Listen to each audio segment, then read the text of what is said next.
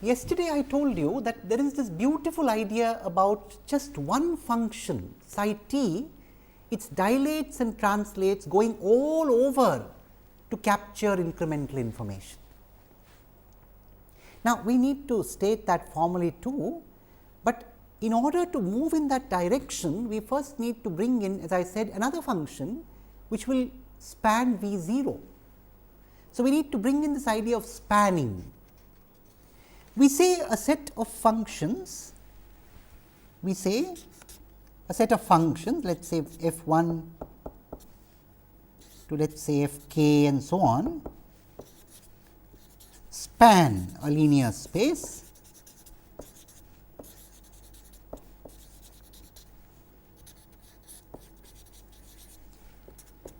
if any function in that linear space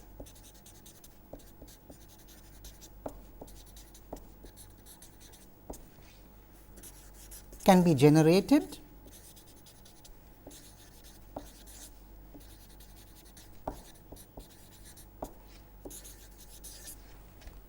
by the linear combinations of this set.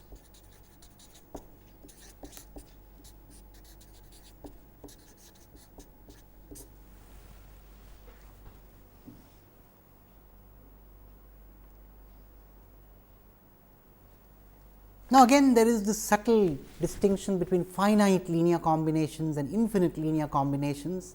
I do not wish to dwell on those distinctions at the moment, but what we are saying, what we mean by span. So, when we talk about the span of a set of functions, we are talking about all linear combinations of those functions, and therefore, the set or the space of in fact, the space of functions generated by all linear combinations of that set. So, now we ask a question which should make our life easy. What function,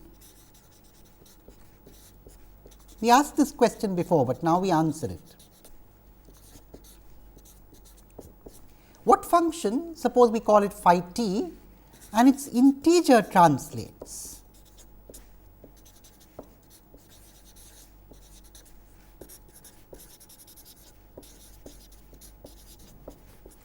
span V 0.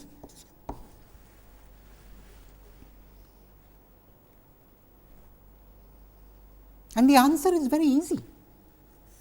In fact, if you were to visualize a function which is 1 in the interval from 0 to 1 and 0 else, lo and behold, you have the answer. So, what we are saying is any function in V 0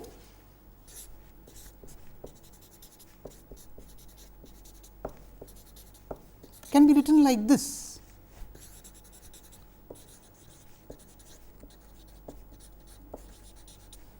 Summation n over all the integers C n phi t minus n. So, essentially integer translates of phi.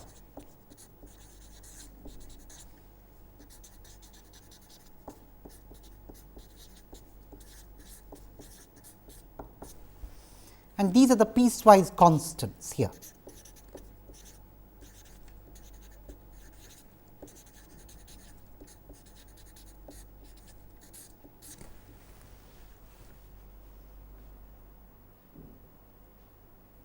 Just to fix our ideas, let us take an example here. So, what we are saying is, for example, suppose I have this example of a function in V 0, all right. So, I have 0, 1, 2 and 3 and so on. The value here is, let us say 0.7, the value here is 1.5, the value here between 2 and 3 is 1.3, the value between -1 and 0 let us say is 0.2 and so on, then and this could continue. Then this function can be written as well plus 0.2 times phi t plus 1 plus 0.7 times phi t plus 1.5 times phi t minus 1 plus 1.3 times phi t minus 2 and plus and so on.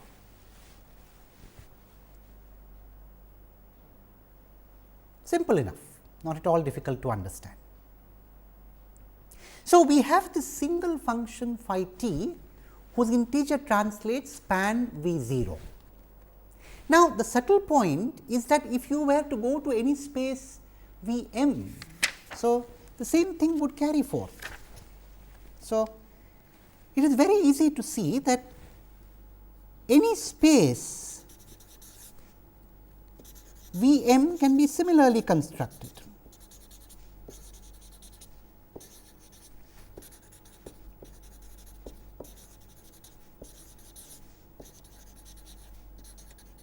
In fact, we can be more precise.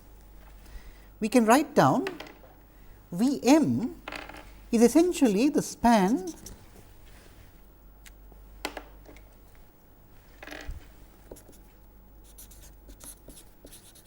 over all n belonging to z of phi 2 raised to the power of m t minus n.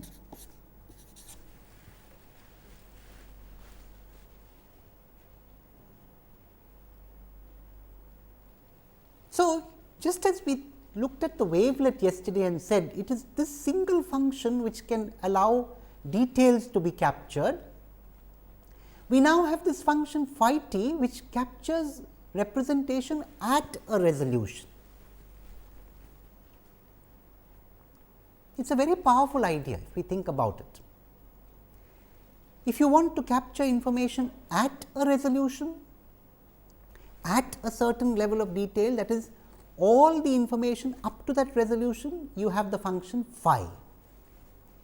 If you wish to capture the additional information in going from one subspace to the next, you have the function psi, the wavelet. Now, we need to give this function phi t a name. We shall call it a scaling function.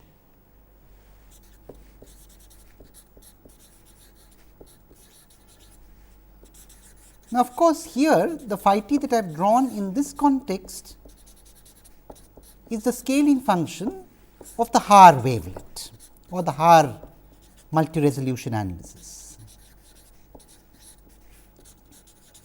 Now, what is this multi-resolution analysis? I have suddenly brought in this word.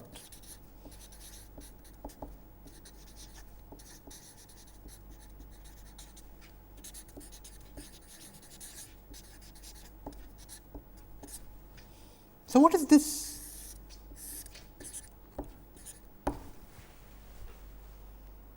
Well, this ladder of subspaces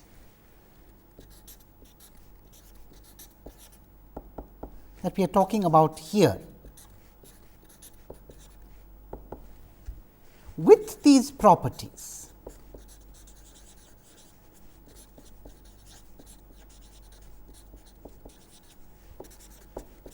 is called a multi-resolution analysis.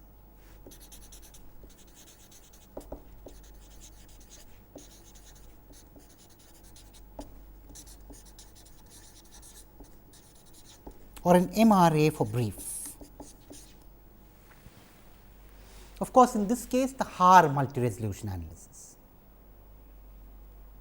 Now, what properties? We need to put them down formally once again. We have introduced two of them and one more subtly, but we now need to put down axioms very clearly. So, let us put down what are called the axioms of a multi-resolution analysis.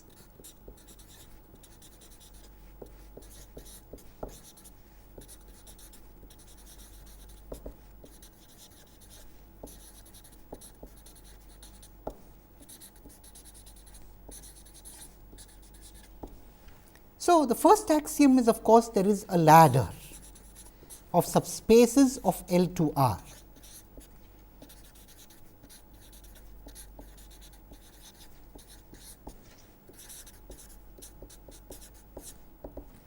and we know what that ladder looks like.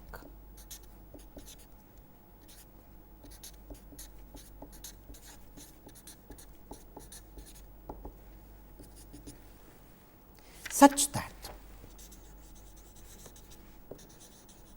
axiom number 1,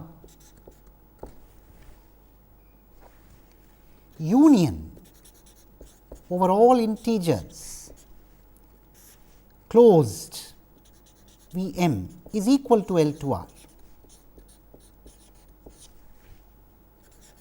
Intersection over all integers V m is the trivial subspace with only the 0 element. These are not all. Further, there exists a phi t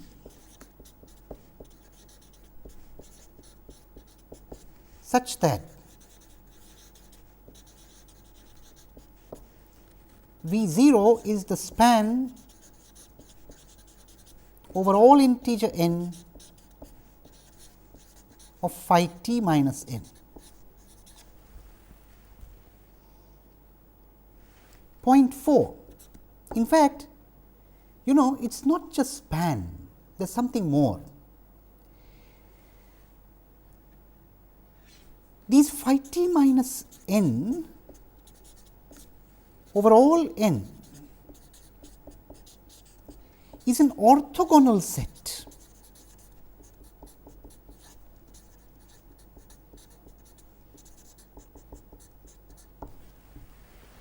This is a deeper issue here. Now, we will explain in more detail the notion of orthogonality in the next lecture, but for the moment let us be content to put this down as an axiom. Next, if f t belongs to V m, then f 2 raised to the power of m t or 2 raised to the power minus m t belongs to V 0. So, for example, if f t belongs to V 1, then f t by 2 or f 2 raised to the power minus 1 t belongs to V 0 for all m belonging to Z. And if f t belongs to V m to V 0, then f t minus n also belongs to V 0 for all integer n. So, these are the axioms of a multi-resolution analysis. That means, this is what constitutes a multi-resolution analysis. And here we have taken the Haar multi-resolution analysis to build the idea up, but the whole abstraction is that we can have several different phi's, and then to end this lecture the corresponding psi's. So, where does the psi come in? It comes in what is called the theorem of multi-resolution analysis.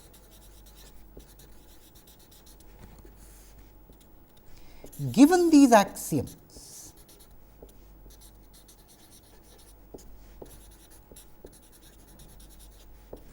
there exists a psi